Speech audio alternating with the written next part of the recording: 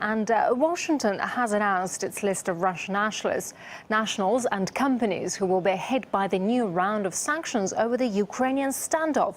Let's go live to RT's Marina Portnaya to find out who's on it. Hi there, Marina. So what else do we know about this move? Well, we know that these new sanctions target 7 Russian government officials and 17 companies, including the Volga Group, a privately held investment strategy group with major assets in petrochemicals and gas companies. Washington is also penalizing Transoil, one of Russia's biggest railway transporters of oil and oil products. Now, many diplomats and officials being targeted have close relations with President Vladimir Putin, including Igor Sechin. He's the president and chairman of the management board of Rosneft. Now, as a result of these sanctions, any assets of the individuals and businesses that are within U.S.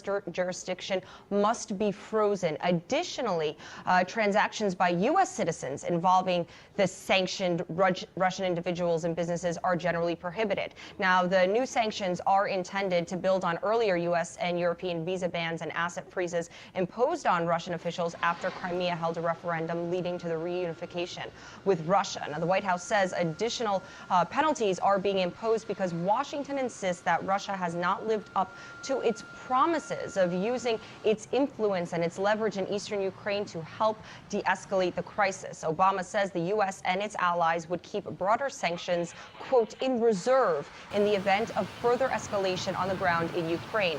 Moscow insists U.S. efforts to hurt Russia's economy will not succeed.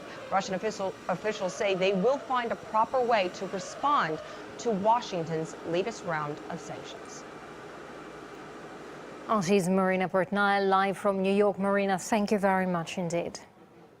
And Robert Oles, chairman of the Bruges Group think tank, says that these sanctions could actually backfire at the U.S. economy.